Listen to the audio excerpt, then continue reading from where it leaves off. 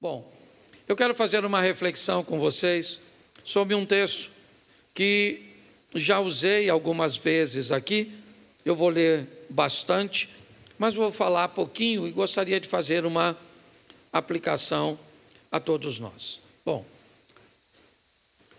coloca para mim o primeiro texto, Marcos 16, 15. Marcos, capítulo 16, verso 15. Coloca para mim na tela. Isso. E disse-lhes: ide por todo o mundo, pregai o evangelho a toda a criatura. Quem crer e for batizado será salvo, mas quem não crer será condenado. Feche os seus olhos. Senhor nosso Deus e Pai, em nome de Jesus, eis aqui a Tua palavra. Continua falando conosco e usa-me como um canal de bênção, pelo poder do nome de Jesus. Amém. Glória a Deus. Amém. Bom, meu propósito hoje é refletirmos sobre o mundo cujo qual nós pertencemos. Vamos tratar isso de uma forma muito particular. Quando ouvimos esse texto, Jesus está dando aos discípulos a grande comissão. Está dizendo aos seus discípulos o que eles deveriam ou como eles deveriam fazer. E, na verdade, o que Jesus estava dizendo é: apresente aos outros aquilo que eu apresentei a vocês. Permita que aconteça na vida dos outros aquilo que eu viabilizei que acontecesse na de vocês. O que Jesus está provocando nos seus discípulos é o entendimento de que cada um traz consigo o seu mundo. E a proposta é entender que aquilo que você recebeu de Deus em Cristo não pode parar em você. Isso tem que prosseguir. Isso tem que ir adiante. Onde? No mundo cujo qual você pertence. A minha proposta é mostrar que o meu mundo não é o mesmo mundo que o seu. Como é que é seu nome? Você? Reginaldo. Edinaldo. Você mora onde, Edinaldo? Ele mora na Figueira. Os amigos do Edinaldo não são meus amigos. Os vizinhos do Edinaldo não são meus vizinhos. Os familiares do Edinaldo não são meus familiares, não são meus parentes. Isso faz com que o Edinaldo tenha um mundo cujo qual ele pertence, um ecossistema, um ambiente onde ele está inserido. E a grande verdade é, mesmo que você seja casado, mesmo que você esteja aí ao lado dos seus pais, existe um mundo que seus pais não pertencem. O mundo da sua escola, dos seus amigos, dos seus colegas. O mundo, muitas vezes, da sua rede social. Um ambiente que ele é seu, tá certo? Então, quando a Bíblia diz, ide por todo mundo, para algumas pessoas, realmente, eles serão missionários transculturais, irão para outras nações, certo? Farão missões urbanas. Mas a minha proposta é mostrar a você que você é um missionário que precisa conduzir o que você recebeu para o seu mundo. Então, ide para o seu mundo e pregai o evangelho, motivando as pessoas a nascerem de novo. Através do batismo, são os dois textos que nós lemos. Então a pergunta muito simples seria: há quanto tempo você anda recebendo do Senhor a palavra e o poder de Deus para agir no mundo que você pertence? E como anda este mundo depois de 6 meses que você se converteu, depois de 2 anos que você está no Evangelho, depois de 20 anos. O que acontece com as pessoas que muitas vezes não fazem parte, full time, o tempo inteiro do seu mundo, mas passam por ele? Como fica a vida de alguém que viajou com você, que sentou na mesma mesa, que almoçou, que teve algum contato com você e naquele momento ela é inserida no seu mundo? Como esses ambientes ficam? Ou será que não? A sua postura é: encontrei o Evangelho que mudou a minha vida e isso para mim basta, para mim é o suficiente, e que cada um se vire. Bom, se essa é a sua visão, isso é um pouco complicado. Mas também é importante nós entendermos a dificuldade que temos quando somos inseridos ou vamos ter que mudar um mundo cujo qual nós não temos muita familiaridade. Então eu separei alguns textos e eu quero que coloque Atos 10, o verso 14, e depois nós vamos voltar em Atos 9, 13, tá bom? Então, Atos 10, 14. Mas Pedro disse: de modo nenhum, Senhor, porque nunca comi coisa alguma comum ou imunda. Essa é uma aplicação que Deus está fazendo com o apóstolo Pedro, certo? Deus está querendo que Pedro pregue para alguém que não faz parte de seu mundo. É Cornélio, um oficial romano. Ele não é alguém que Pedro acha que merece receber a palavra da salvação. A mente de Pedro não está adaptada para isso.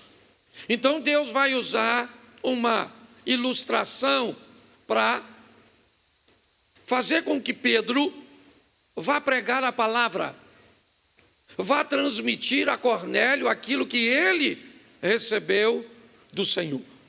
Mas inicialmente, se dependesse de Pedro, Pedro não iria. Essa expressão, de modo nenhum, Senhor, você pode trocar, porque nunca comi coisa alguma comum e imunda, para eu não vou pregar para alguém que não é judeu. Eu não vou levar a palavra da salvação para esse cara, porque eu acho que ele não merece. Nós precisamos estar muito atentos a pessoas que vão fazer parte do nosso mundo por algumas horas, por alguns momentos, e podemos marcar a vida dessa pessoa para sempre. No último domingo desse mês, no dia 29, no fechamento do mês de aniversário da igreja, eu estou trazendo um pastor aqui chamado Samuel Bezerra. Ele é de Pindamonhangaba, em São Paulo. Eu não conheço Samuel pessoalmente. Eu só vi Samuel uma vez pessoalmente, na Assembleia de Deus, aqui da Pedreira. Na época, o pastor era o pastor Lorival Machado. Meu pai era diácono dessa igreja e me convidou para uma conferência onde pregava o Samuel. Eu vi de longe, não tive acesso, não pude tirar uma foto, não o cumprimentei, mas ninguém influenciou minha vida no Evangelho como ele. Ninguém. A minha vida, não, e olha que eu me converti 6 anos depois daquele congresso, daquela conferência. Mas o dia que aquele cara, eu não sei quantas vezes ele veio a Xerém, eu sei que aquele dia a mensagem dele entrou nos meus ouvidos, a maneira com que ele gravava, eu nunca vi ninguém conhecer tantos versículos de cor como Samuel. Ele me inspirou a vida, e eu falei com ele, tem uma semana e pouco, quase 10 dias, que eu não conseguia contato com ele, nem sabia que ele me conhecia. E aí eu tentei explicar, certo? O que tinha, como foi. Então preste atenção, em alguns momentos, 1h30, 2 horas de conferência, eu me tornei alguém participante do mundo do Samuel. Samuel entrou no meu mundo e mudou minha vida para sempre. Porque 1h30, certo? Meia hora, uma palavra, um sorriso, um exemplo, a sua vida pode mudar para sempre. Quando você encontra com alguém, certo? Que está exercendo a função de mudar o mundo cujo qual ele faz parte. É assim que funciona. Mas isso não é fácil. Você está vendo Pedro?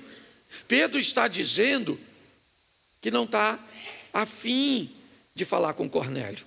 Vamos voltar um pouquinho? Capítulo 9, verso 13, ainda de Atos. Coloca, por favor. Atos 9, 13. Isso.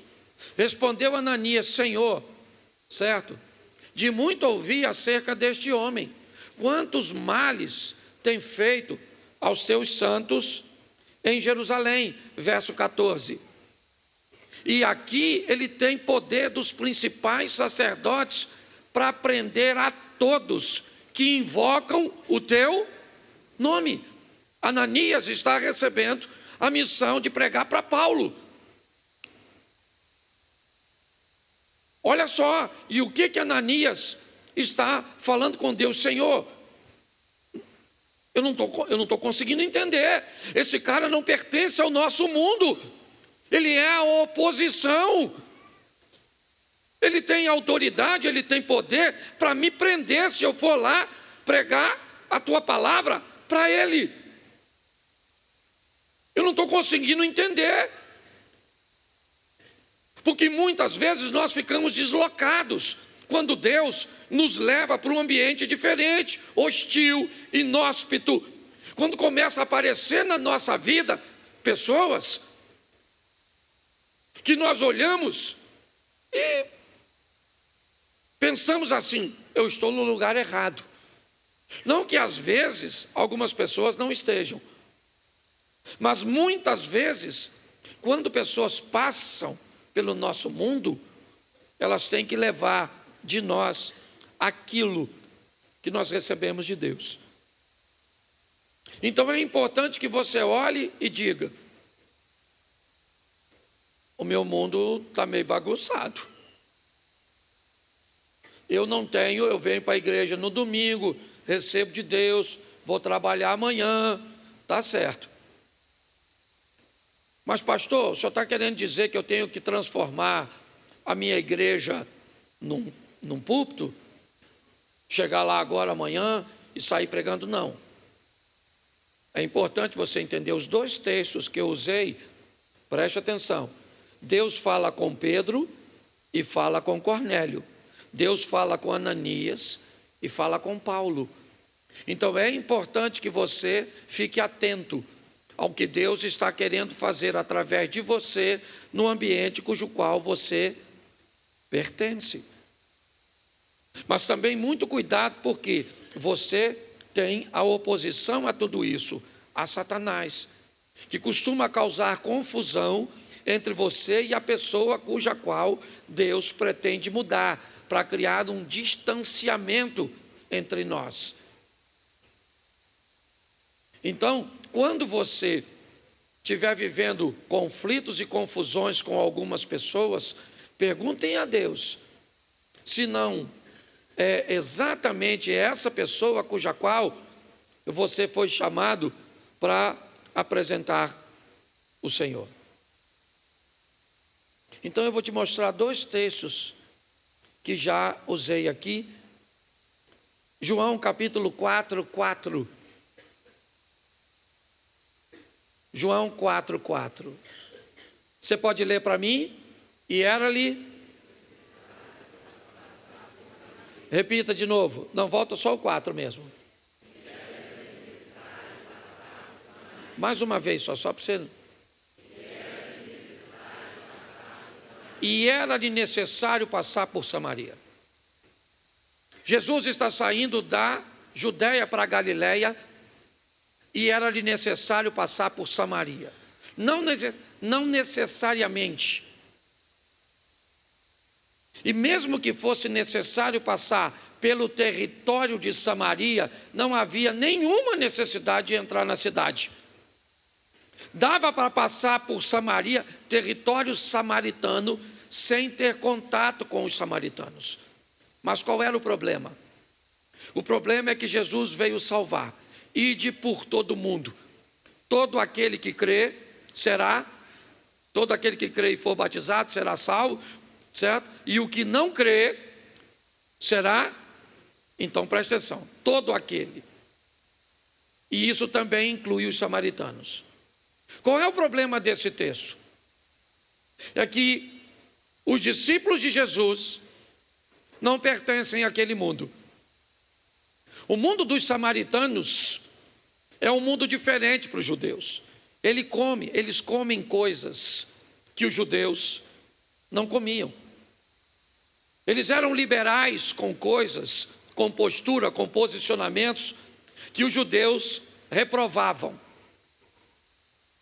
Então preste atenção, inevitavelmente para os samaritanos, ter um judeu pregando para eles não era muito agradável. E Jesus também queria alcançar Samaria. Então, nesse texto, do capítulo 4, ele vai a Samaria recrutar alguém pertencente àquele mundo. Jesus vai conversar com a samaritana no poço de Jacó. E vai conversar com ela algo bem interessante, certo? O verso de número 15, olha o que diz, João 4,15. Disse-lhe a mulher, Senhor, dá-me desta água para que eu não tenha, dá-me dessa água para que eu não mais tenha sede, nem precisa vir aqui buscá-la. Preste atenção, essa é a expressão do poço. Ok? Eu separei um texto, Provérbios, diz assim: como na água o rosto corresponde ao rosto, assim o coração do homem ao homem. Jesus vai ter um encontro com essa samaritana no capítulo 4, passando por Samaria. Quem é esta mulher? Essa é uma mulher de um estilo de vida reprovado. Não apenas para judeus, mas provavelmente até por samaritanos. O estilo de vida dela não era dos melhores. Jesus encontra com ela no poço. O que ela estava indo fazer? Tirar água. Era isso. Qual é o problema? Ela tem um problema quando vai tirar água. Provérbios nos diz que na água você vê o que ela está refletindo. Então, alguém aqui já tirou água no poço? Me ajuda aí. Isso. Lembra? Quando você colocava o rostinho no poço para botar lá a cacimba, não sei com que você pegava, o baldezinho, o que aparecia lá? A sua imagem. Todas as vezes que aquela mulher ia buscar água, ela tinha que dar uma olhada em quem? Nela mesma. E todas as vezes que ela olhava para ela mesma, ela se lembrava de quem ela era, do que ela fazia. Então, para ela era extremamente desconfortável. O poço era para ela um instrumento de acusação. Alguém que fazia com que ela tivesse sempre uma visão de si mesmo. Então, para ela não era um ambiente muito agradável. O poço revelava a sua solidão, O poço revelava seu fracasso em conseguir alguém para construir uma história sólida, firme. E ela tinha que olhar para ela mesma. Então, nada melhor do que Jesus marcar um encontro com ela num lugar onde ela se via. Sabendo quem ela era, Jesus vai recrutá-la. Por quê? Porque se ele manda qualquer outro discípulo, ela estava reprovada no teste. Porque se alguém que não for Jesus, certo? For escolhido para descobrir se você serve para ser missionário dele, tu está no sal. Porque normalmente as pessoas vão procurar em primeiro lugar os seus defeitos. Fulano? Jesus foi lá, sozinho, ele e ela. Quando ela vai tirar a aguinha do poço, ele fala assim: você me dá um pouco d'água? Ela já ficou nervosa. Ela falou: como, pois, o senhor, sendo judeu, me pede de beber a mim, que sou mulher samaritana? Jesus falou: ô dona, deixa eu explicar uma coisa para a senhora. Se a senhora soubesse quem sou eu, a senhora que me pediria, aí eu te daria da água viva. Ela falou: ó, eu vou falar uma coisa para o senhor. O poço é fundo, e a corda e o cântaro está comigo. O senhor não tem como que tirar, entendeu? Então o senhor não tem como me dar água. Jesus falou: não é disso que eu estou falando. Quem beber desta água torna a ter sede, mas quem beber da água que eu lhe der, nunca mais tem sede. É obviamente que ele não está falando de hidratação, né, gente? Certo?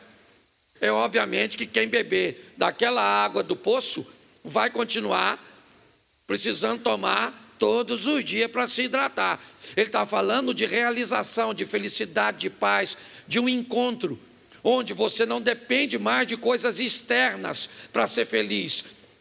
Certo? Ele entra na sua vida e dá a você o que deixa muitas pessoas extremamente confusas. Como você pode estar tranquilo? Como você pode estar tão feliz? Como você pode estar tão realizado se a vida não anda boa? Você fala: meu filho, eu tenho Jesus. Mas você tem dinheiro? Eu tenho Jesus. Mas você é solteiro? Sou casado, mas tem Jesus. Mas você tem filho? Tem uns 4, mas tem Jesus. Você tem sogra? Tem, mas tem Jesus. Você está desempregado? Eu estou, mas eu tenho Jesus. Pare e pense. Jesus está se apresentando a ela e dizendo: se eu te der a água que você está procurando, ela não cabe no cântaro, ela não está no poço. Mas ela não está entendendo, até porque isso não faz parte do mundo dela. Ela não tem obrigação nenhuma de entender, gente. Para ela está tudo muito confuso. Primeiro, um judeu quebrando o protocolo e conversando com ela. Segundo, pedindo água para ela. E agora começa a falar que quem tem água é ele, sem ter nada. Ela falou: esse cara não bate muito bem da cabeça. Mas quando Jesus disse: você nunca mais vai ter sede, o que ela pensou? Me ajuda aí. É agora que eu nunca mais volto nesse poço. É agora que eu nunca mais quero vir nesse lugar que me diz sempre quem eu... Isso, porque todas as vezes que um ambiente revela mesmo quem você é, fica ruim para tu. É ou não é? Fica ruim. Porque você não tem mais como, né, enganar. Quando Jesus diz isso, ela diz: Senhor, me dá, pois, dessa água aí, para que eu nunca mais volte aqui para pegar. Eu não gosto desse poço, não. O poço era ruim, sim ou não? Claro que não. Quem era ruim? O poço precisava mudar alguma coisa? Quem precisava mudar era quem? Mas nós achamos que quem precisa mudar? Os outros. Porque fala sério, quem precisa mudar, a senhora ou seu marido? Quem precisa mudar, você ou seus pais? Quem precisa mudar? Fala sério. Você já nasceu pronto. Quem precisa mudar são os porque na hora de olhar para nós a coisa não é muito agradável. Então Jesus disse para ela: já que a senhora não está entendendo, faz o seguinte, vai lá e chama o seu marido agora. Ela falou: para falar a verdade, um negócio com o senhor aí, hein? Eu não tenho marido, não. Eu não tenho marido, não.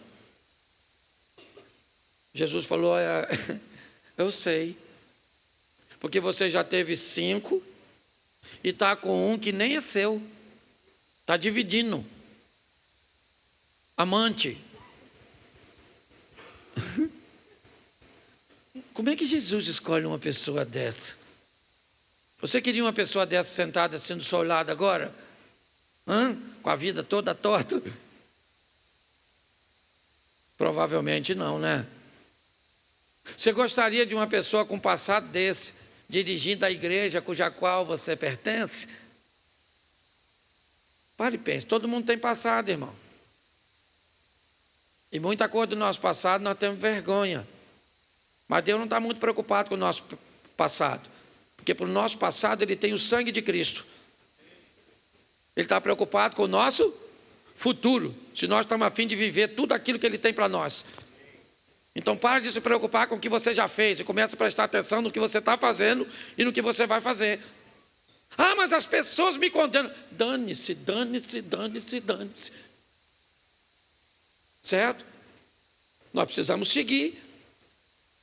Jesus agora está conversando com ela, e o que ele diz para ela? Chama seu marido. Ela falou: eu não tenho marido. Ele disse: eu sei disso, porque você já teve 5 e o que você tem não é. Ela falou: eu vejo que o senhor é profeta, hein? Sabe da minha vida. Eu não sei quem o senhor é, mas o senhor sabe quem eu sou. E ela deve estar pensando: o que ele está fazendo aqui em território samaritano? Esse não é o lugar dele. Não tem cabimento para ela. Quando então, esse versículo 28, coloca para mim, por favor. Depois você lê em casa, porque volta lá, no João capítulo 4, verso 28. Isso. Quanto à mulher, o que ela fez?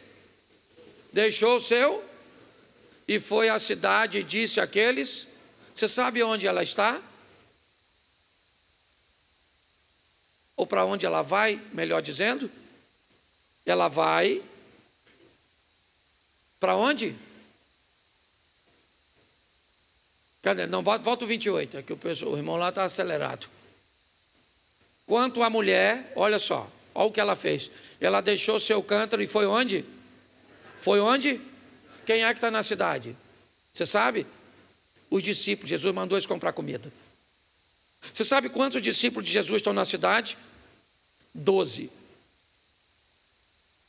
Você sabe o que eles estão fazendo na cidade? Comprando, mais o quê? Você conhece o texto? Me ajuda aí. Eles estão fazendo o quê? Comprando comida e mais nada. Lá tem gente que precisa ser salva por Jesus. Eles falaram para eles, sim ou não? Por quê? Porque eles não pertencem àquele mundo. Aqui a palavra está diferente. O propósito que eles estão ali não é para aquilo. Jesus não disse para eles: vão a Samaria e pregue a palavra. Para eles estão apenas de passagem. Mas quando Jesus encontra uma samaritana, ele diz: eu vou usar essa mulher como minha missionária. Mas ela tem a vida torta? Tinha, agora não vai ter mais. Mas ela não tinha boa fama? Tinha, mas não vai ter mais. Mas ela foi desse jeito, era desse jeito, fez isso, mas não vai fazer mais. Pronto, acabou. Eu vou entrar na vida dela e vou dar para ela um estilo de vida que ela nunca levou. Pronto. E diga-se de passagem, ela tinha uma vidinha bagunçada, mas era uma mulher que me parece que tinha reputação, porque ela deixou o cântaro, correu à cidade e olhou para os camaradas e falou: está lá no poço pegando uma aguinha, encontrei um homem. E os caras devem ter olhado: Especialidade da senhora. Encontrar um homem. Mas eu encontrei um homem que me disse tudo quanto eu tinha feito. E ele... É lógico que eles não vão pensar isso, mas isso quem falava com ela sempre? Me ajuda aí. Quem é que falava com ela todas as vezes que ela ia buscar água, que ela tinha um estilo de vida errado? O poço.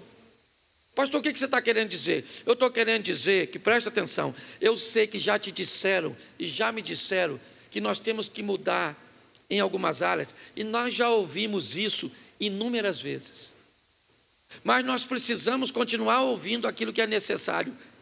Você sabe por quê? Porque uma hora entra, uma hora acontece.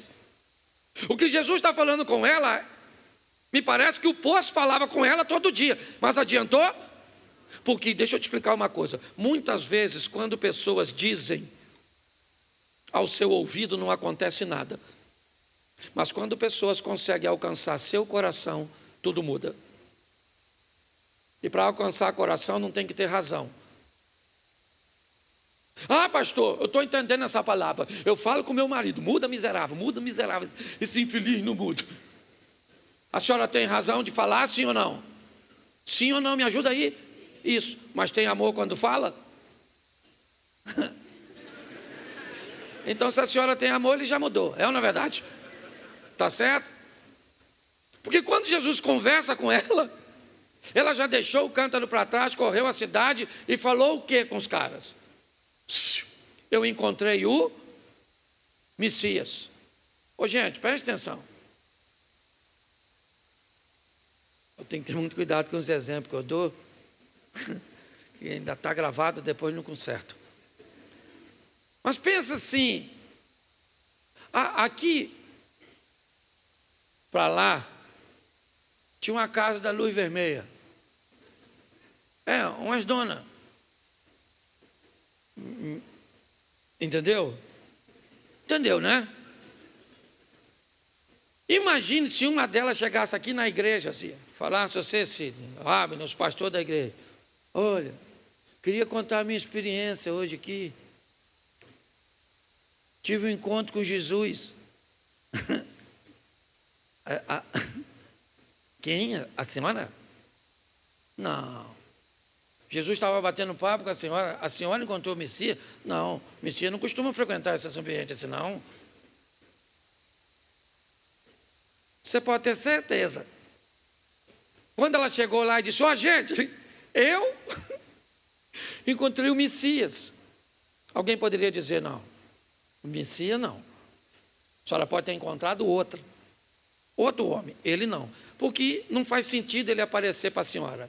Ela disse, faz o seguinte, meu irmão, ele me disse tudo quanto eu tenho feito, tá bom? Então vamos lá e dar uma olhadinha nele. A mulher está trazendo os homens com ela. Sabe o que os discípulos estão fazendo? Comendo a comida que compraram. E Jesus não está comendo. Ele está quieto olhando os discípulos que foram em Samaria e trouxeram comida. Mas agora ele olha para a direção de Samaria e vem uma mulher, que alguns minutos, talvez, horas, eu não sei te precisar. Vem ela trazendo, o que ela traz consigo? Seu mundo. Ela foi buscar seu mundo. Ela foi lá no mundo dela. Alguns camaradas podiam ter tido relações íntimas com ela. Alguns sabiam de sua fama. Sim. E agora eles vêm conduzido por ela. Uma mulher conduzindo os homens até Jesus. Que homens são esses? Seu mundo. É o mundo dela. E como é que o mundo dela se transformou? Bom, ainda não deu tempo do que Jesus entregou para ela no poço fazer efeito. Isso aí é. Jesus disse, olha, eu vou te dar da água aqui Nunca mais você tem sede. Ah, mas cadê a água? Bom, eu posso te dar essa água. Cadê seu marido? E aí a conversa muda. Nossos pais dizem que é nas montanhas de Samaria, vocês dizem que em Jerusalém. Eu queria saber onde é que um adorador deve adorar. Jesus disse: ora vem que nem em Samaria, nem em Jerusalém adorareis o Pai, porque o Pai anda buscando verdadeiros adoradores, que o adorem em espírito e em verdade. Jesus começa a explicar a ela. Foi só uma explicação. Ela vai para a cidade um tempo bem pequeno. Não deu tempo dela ter testemunho para isso. Não deu tempo. Não deu tempo dela mostrar para aqueles homens o quanto ela mudou de vida. Não. Pastor, então se não deu tempo, como é que os caras foram? Duas coisas a mulher leva consigo. Uma coisa, algo que ela já tinha sem Jesus. Primeiro, credibilidade. Essa é a verdade. Ela é uma mulher que, apesar do estilo de vida que tinha, ela tinha credibilidade perante as pessoas. Porque para ter credibilidade não precisa ser crente. Para ter palavra não precisa ser crente. Essa é a verdade. Tem gente que tem muita coisa, certo? E não caminha com fé em Cristo, mas resolveu levar a sua vida de uma forma séria, firme. Então, ela chegou lá e disse para aqueles homens: eu achei o Messias, ele encontrou comigo. Quem é ela? Ela é a piriguete que todo mundo pega. Dá para acreditar nela? Dá. Dá para acreditar nela porque a sua conduta no que diz respeito a relacionamento, certo? Não faz dela uma mentirosa. Opa, me ajuda aí com a criança, leva ali no berçário, tá certo? Então, você consegue entender isso? Apesar de ser alguém com uma vida inadequada, aqui, ela é alguém que tem uma conduta. Quando ela chega lá, e ela diz para os homens, primeiro, ela tem credibilidade, mas ela também conta a seu favor com o poder de Deus. É isso. Credibilidade e poder de Deus. Tem gente que tem o agir e o mover de Deus, o Senhor é com ela, mas ela não tem credibilidade. Seu mundo não muda, não porque ela não tem fé. Ela tem fé, mas não tem crédito, não tem testemunho, certo? E pessoas, lembra, a Bíblia diz: errais por não conhecer as Escrituras e o poder de Deus. Nós precisamos entender isso. Ao olharmos para isso, o que vemos é essa combinação. A mulher diz: achei o Messias, e o poder de Deus age. Credibilidade, ação. Os homens estão vindo com ela agora. Pedem para Jesus ficar. Jesus fica 3 ou 4 dias com eles. Eles chamam a mulher e dizem o quê? No começo, nós acreditamos por causa da tua palavra, mas agora nós não precisamos mais da tua palavra, porque temos com ele nossas próprias experiências. O texto termina aqui, mas ele permite imaginar. Eu fico imaginando se fosse eu. Qual seria o lugar que aquela mulher mais apreciaria depois daquela ocasião? Pensa. Qual? Por quê? Se fosse você, você gostaria de voltar ao poço todos os dias, sim ou não? Então me diga por quê. Porque foi foi no poço. O lugar que ela não queria ir, que ela disse para Jesus: eu não gostaria de voltar aqui, me dê para que eu nunca mais volte no poço. Agora era um lugar que provavelmente ela tinha prazer de estar, porque Jesus foi embora, mas o local do encontro permaneceu lá. Samaria foi mudada, transformada por alguém que pertencia àquele mundo. Eu não vou para a sua casa mudar seus familiares. Você não vai vir para a minha. para mudar os meus. Fé sem credibilidade não vai ser suficiente. Credibilidade sem fé também não. Às vezes, pessoas têm mais facilidade de mudar o mundo que elas não pertencem do que o mundo que ela é pertencente, porque ninguém sabe que ela é. O grande valor da mudança, né, e nós vamos ver isso no próximo texto, é exatamente esse, é essa direção que nós precisamos obter.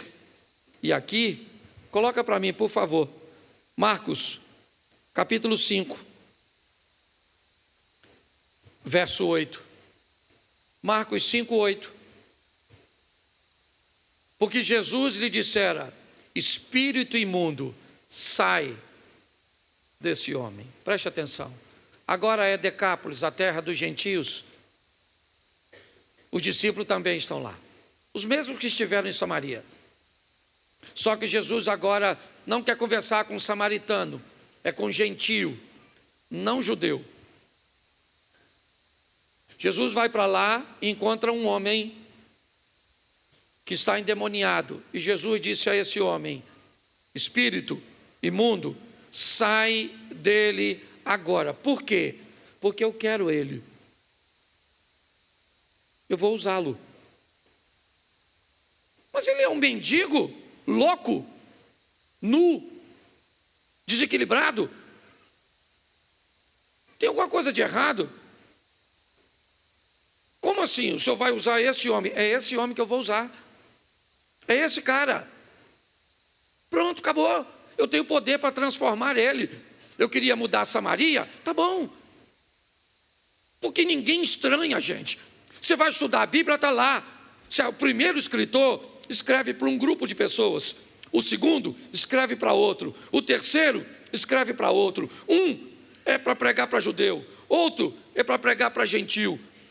Ninguém estranha isso quando vai estudar. Mas a dificuldade de entender de que cabe a você a mudança de seu mundo, me parece que é muito grande. Quem tem que sair daqui hoje para mudar seu mundo é você. É você que muda seu mundo. Por isso que na minha cabeça, muitas pessoas que recebem Jesus, eu acredito, eu creio, e se for bem feito, alguém que pertence ao mundo, tá certo? E encontrou Jesus, se eu tiro esse cara deste mundo e trago ele para o nosso mundo aqui, o gospel, quem é que prega lá?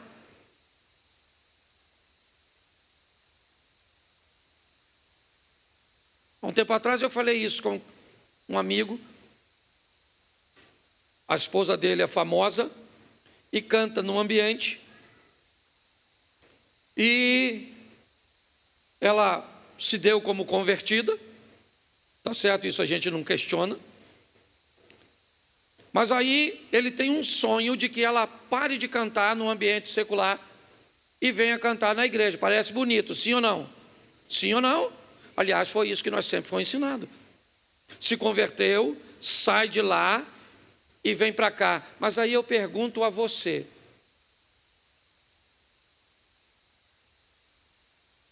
a menina vai para a casa de Naamã, a casa de um leproso, um ambiente inadequado. E aí? A casa de Naamã passou a ser o mundo daquela garota, sim ou não? Então a lepra de Naamã não pegou nela, mas a fé dela pegou em Naamã. Então a minha cabeça, ao invés de tirar alguém desse ambiente, por que não trazer essa pessoa para o nosso ambiente, prepará-la, treiná-la, forjá-la e devolvê-la? Agora você não canta esse tipo de música, agora você não tem esse tipo de vocabulário, agora você não veste esse tipo de roupa, mas vai para lá. Vai para lá, certo? E mostre lá o que o Senhor fez por você aqui. Olha só. Este homem, certo? Jesus vai lá e diz: espírito imundo, sai dele Agora, verso 19, ainda de Marcos 8. Vamos lá? Isso.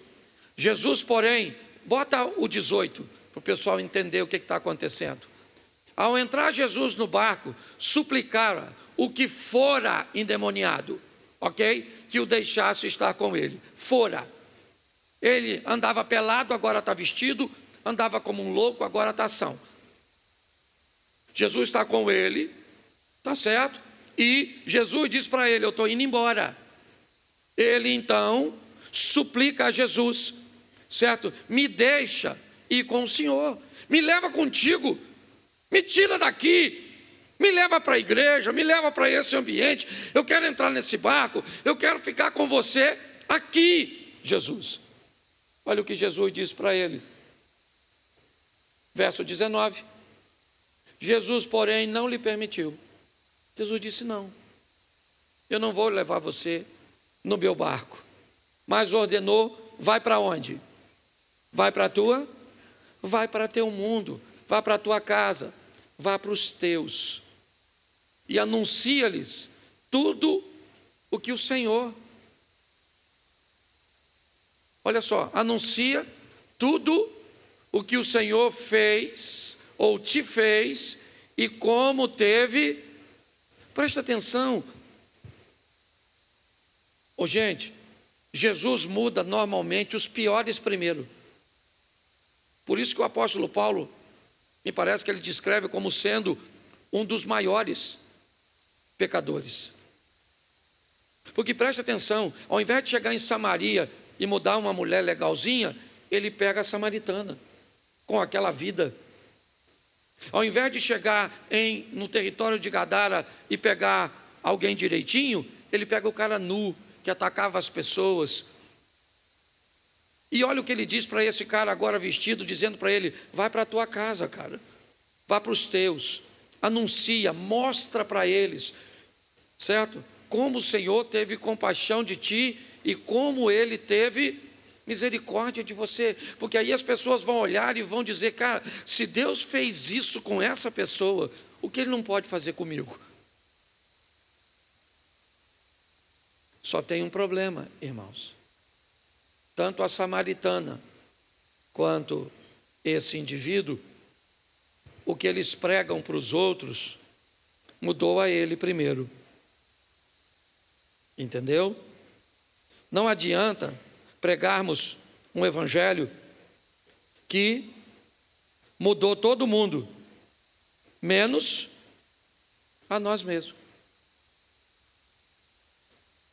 Não, Jesus Cristo salva, Jesus Cristo liberta, o Senhor pode fazer grandes coisas na sua vida, tá bom, tá jóia.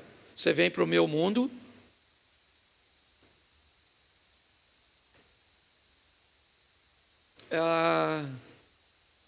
aqui a gente acaba conhecendo muita gente, e eu acabo conhecendo muita gente por causa do nível de influência que acabei recebendo. E aí essa semana, eu estava com um amigo tomando um café, semana passada, né? Porque a semana está começando hoje. E aí, ele citou o nome de um rapaz cristão, aqui de Xerém. E esse camarada foi abordar a ele. Por quê? Porque esse cara é um cristão já há muito tempo, firme, um cara fera. E foi evangelizar esse amigo meu, certo? Que tem uma vidinha assim, não muito, sabe? Um cara legal, mas envolvido com pecado. E aí ele falou: rapaz, Jesus pode mudar a sua vida, mudar. E beleza, passou. Aí esse meu amigo teve contato com um cara em outro estado. E aí o nome desse rapaz que pregou para esse meu amigo veio à tona. E aí esse cara de lá falou: ih, rapaz, ele vem para cá, fala palavrão, bebe tudo. Aí o meu amigo que falou: tá vendo, Cláudio? Aquele é um sem vergonha. E veio falar que eu tenho que aceitar Jesus. O que você acha? Eu falo, eu acho que isso vai dar uma confusão no inferno entre você e ele. Porque ele não vai porque vive na hipocrisia. Você não vai porque tem esse estilo de vida. Aí ele me olhou e falou, não precisava, né? Eu falei, é lógico que precisava, porque você já estava com desculpa para não servir a Deus. Tá certo? Então, escute só. Olha que coisa legal. Um evangelho tem que mudar você primeiro, para depois mudar os outros. Aquilo que você fala tem que ter exercido mudança em você. E preste atenção no verso de número 20. Põe o 20. Estou terminando, mais 3 minutinhos. Isso. Então ele foi e começou a proclamar em Decápolis tudo o que Jesus lhe fizera, e todos se admiravam. Mas, Marcos 7, verso 31. Marcos 7, 31.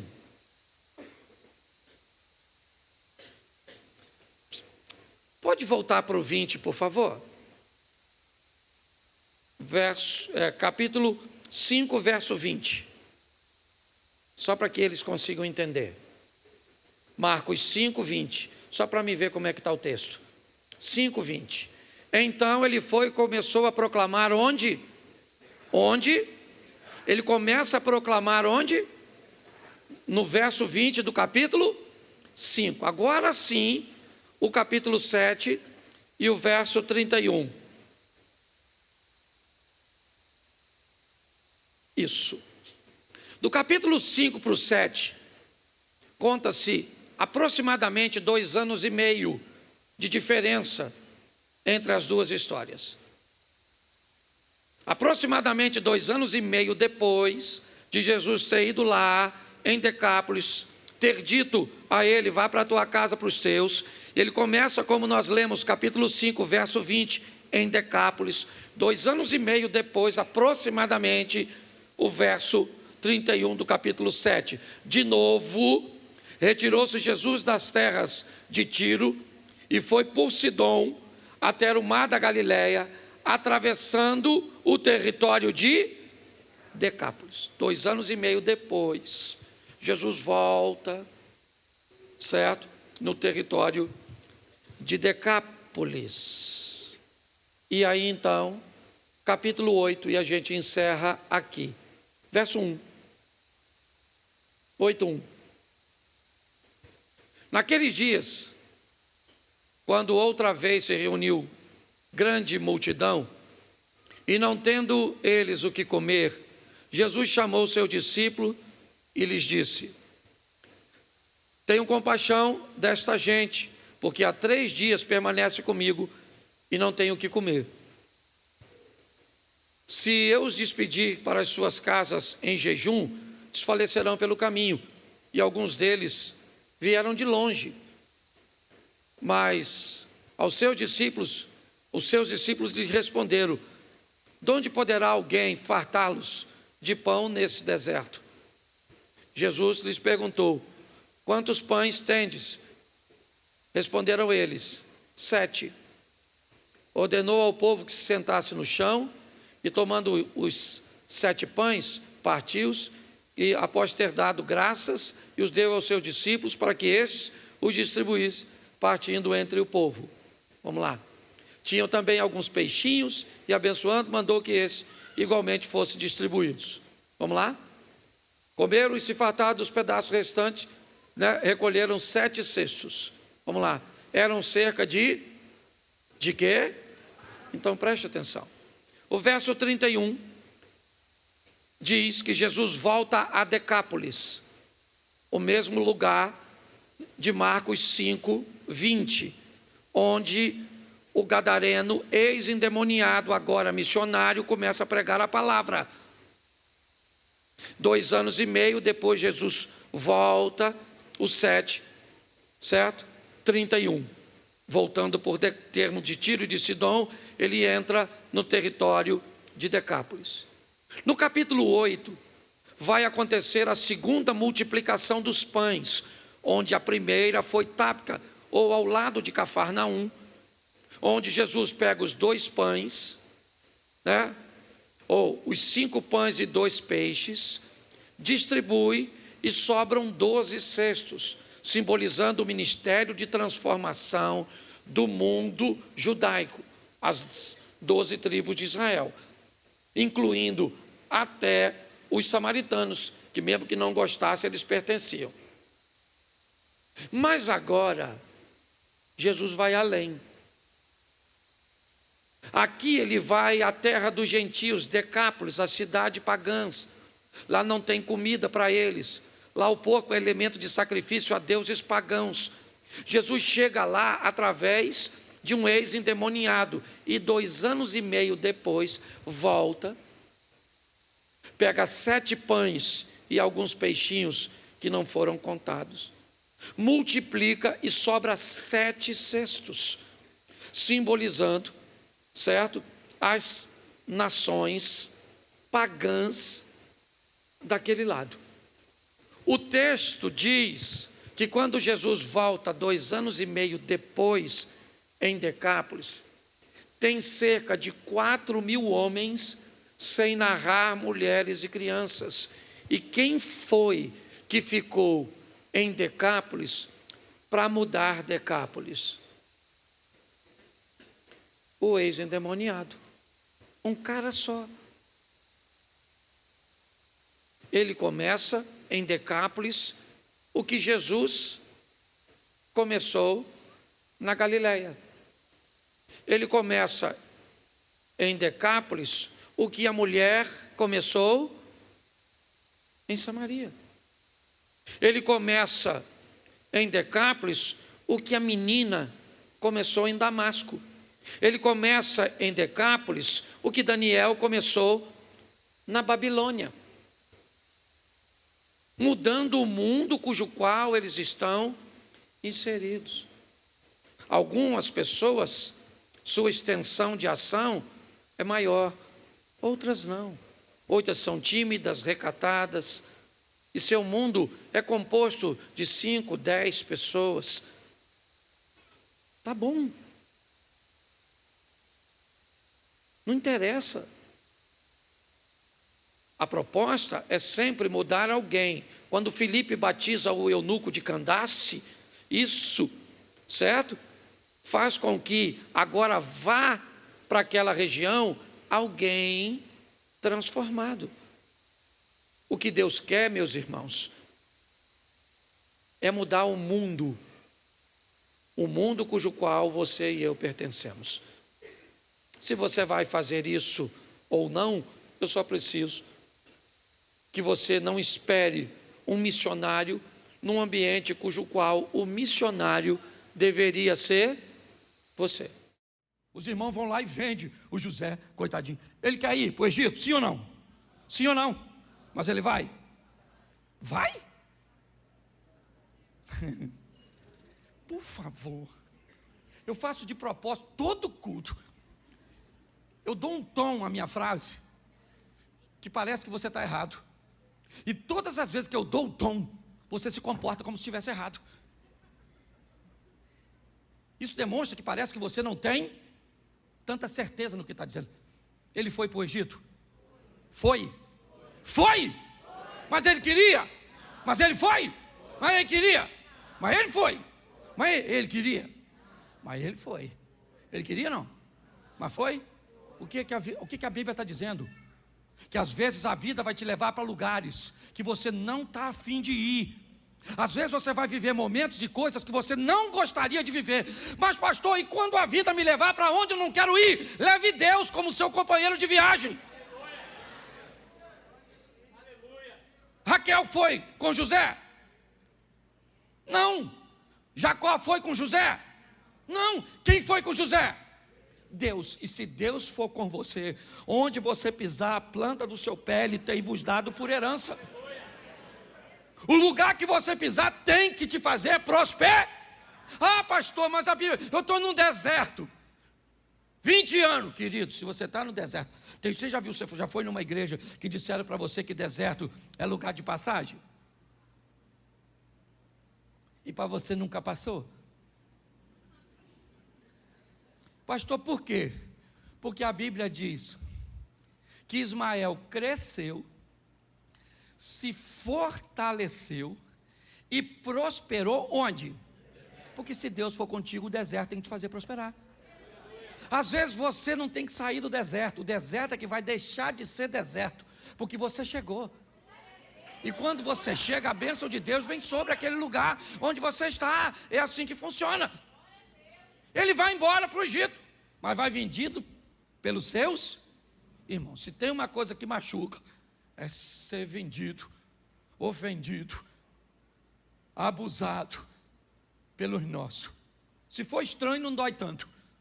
Mas quando é alguém, quando é seu pai, quando é sua esposa, seu marido, quando é seu filho, quando é aquela pessoa que você ajudou, parece que é aquela que o Satanás escolhe para te ferir, sim ou não?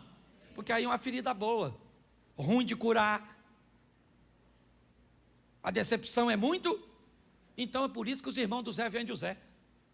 E vai ele para o Egito, sem vontade de ir, mas vai.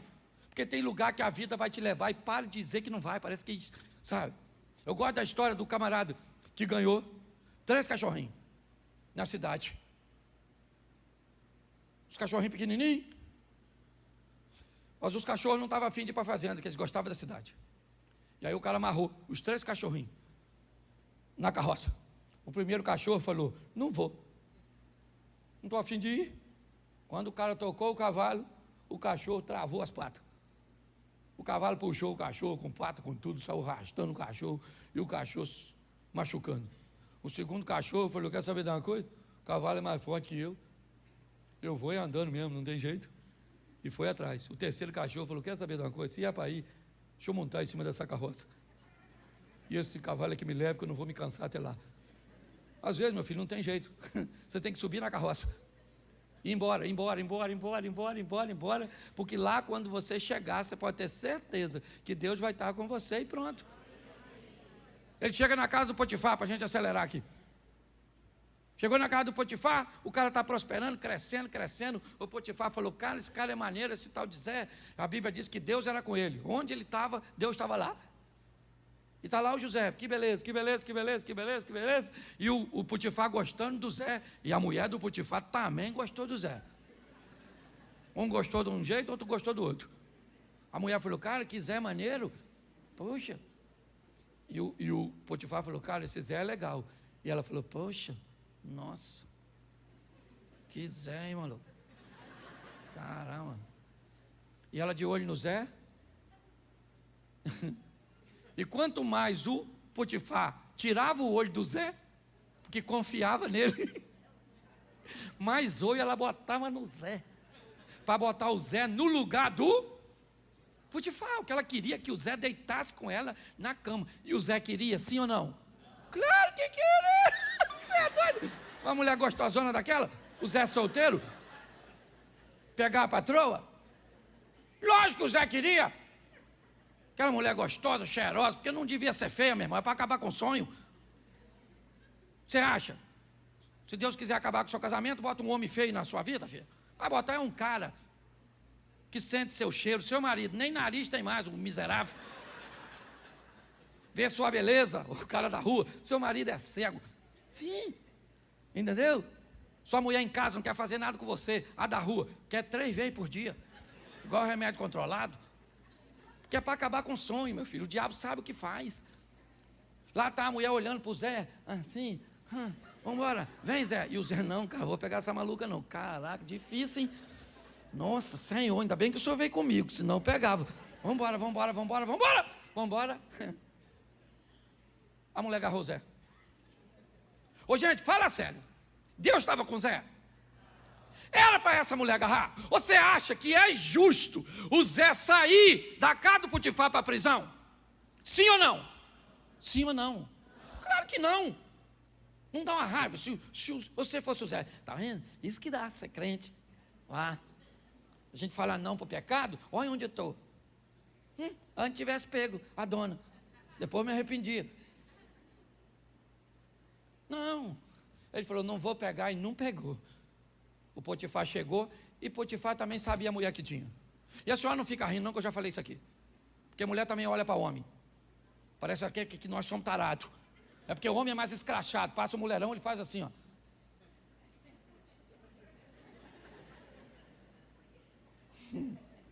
Caraca, maluco, Deus é bom, não é?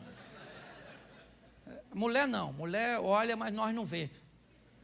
Ela vem com o marido na rua assim, ó. Vem um homem bonitão, ela faz assim, ó.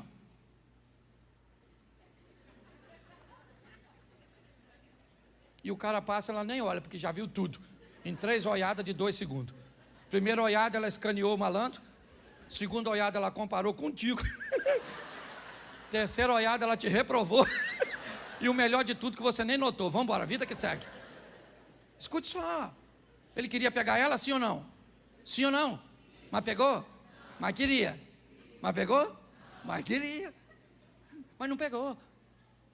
Entendeu? Por isso ele foi parar na prisão, na cadeia. Pastor, mas é injusto. Mas tinha que sair, porque já tinha passado o tempo dele lá. Lá era um local bom, ele estava conformado com aquilo. Agora ele vai preso. Chegou na prisão, o que ele falou? Sou inocente. O que os presos falaram? Nós também, aqui todo mundo, ninguém fez nada. O maior equívoco que aconteceu é aqui na cadeia. Tudo gente boa. Mas o texto diz que quando José chegou, uma luz acendeu. A organização chegou, a tranquilidade, porque Deus chegou. Né? A luz chegou lá e está tudo direitinho. Os caras sonhando e o Zé está lá maneirão. Interpretou o sonho dos caras? E lá na prisão Deus era com? Olha só. O cara faz tudo certo. Tudo. Até agora você me diz o que esse cara fez de errado. A única coisa que você pode falar mal dele é que ele falou para os irmãos o sonho dele. Isso eu até entendo, se você quiser questionar. Mas o resto, o cara é impecável. Agora está lá preso, interpretando sonho e administrando prisão. Doido para sair de lá. Quando o copeiro saiu, ele falou, olha aí, copeiro, fala para o faraó lá, maluco, eu não agarrei ninguém não, pô. Sou um cara legal, pô. Aquela maluca era doida lá, queria, mas eu nem peguei não, pô. Pastor, o que aconteceu aqui? Uns demônios lá, muito doidão, uns demônios, pegavam um maluco lá que andava pelado, atacando os outros, voava em cima dos outros lá, o maluco, gritava no sepulcro, atacando os outros, perigosíssimo. O tal do gadareno, dormia no cemitério. Sabe o que os demônios foram para gadareno? A oportunidade de Jesus entrar na vida dele. Quando Jesus acaba de desembarcar, olha o que o demônio diz. O que tenho eu contigo, filho do Altíssimo, para você vir aqui me perturbar? O demônio sabia o que Jesus foi fazer lá. Que demônio bem informado. Jesus olhou para o demônio e falou, como é que é o seu nome, querido? Ele falou, meu nome é Legião, porque nós somos montar uma facção. Jesus falou, não quero saber a quantidade, sai desse moço agora. Aí tinha uns porquinhos dando um rolezinho lá. Aí o demônio falou, a gente pode entrar nos porquinhos? Ele falou, nos porquinhos pode, só sair do moço. Entrou nos porquinhos, jogou os porquinhos dentro d'água, os porquinhos tudo sufocou. Aí quem é que chegou? Os caras que criavam os porquinhos. E falou, cadê os porquinhos que estavam aqui? Não tinha um montão de porquinhos aqui, golinha mesmo? E alguém falou,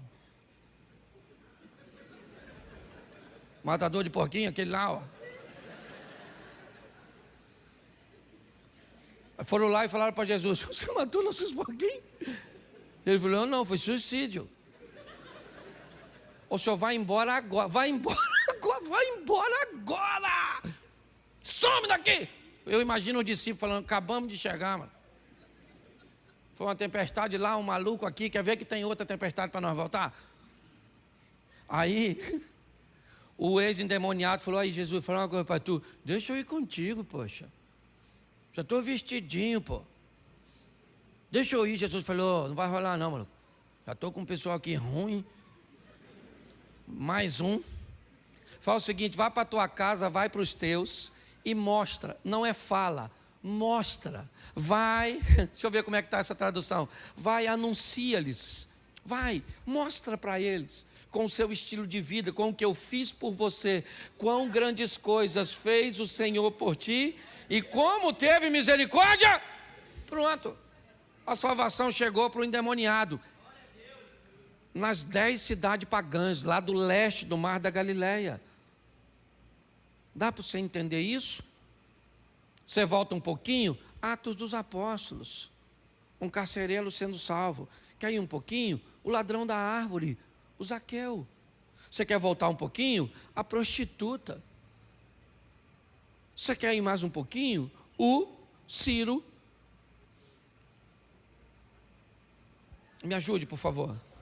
Leproso, Naamã. E hoje, pastor? Bom, hoje não tem Naamã, hoje não tem Raabe, hoje não tem Zaqueu, hoje não tem o carcereiro, não tem o gadareno. Quem tem aqui hoje é você. Porque finalmente a história chegou até você, para te dar uma oportunidade de tomar uma decisão que pode mudar a sua vida para sempre. Mas pastor, com a minha vida toda torta, está pior que a do leproso? Está pior que a dona aqui, da mulher peixe? Está pior? Hã? Está pior? Não está pior. Entendeu? Então, escute só. Eu gosto da igreja que eles vão entendendo devagarzinho. A gente fala, e eu já faço de propósito, que é exatamente para fazer você raciocinar. Não estou falando palavrão, não. Meu propósito aqui é fazer com que você entenda que sua mente é como um paraquedas. Para funcionar, tem que abrir. Para que você consiga ver o que Deus fez, faz e fará por sua vida, por sua casa, por sua família, pelos seus negócios. Ah, pastor, mas você não é a melhor opção. Por isso que a Bíblia diz que você não escolheu ele, foi ele que escolheu. Eu não era a única opção e nem a melhor opção que ele tinha. Ele tinha gente muito melhor do que eu, muito melhor do que você, mas aprove ele escolher eu e você e pronto. Quem não gostar, reclama na administração.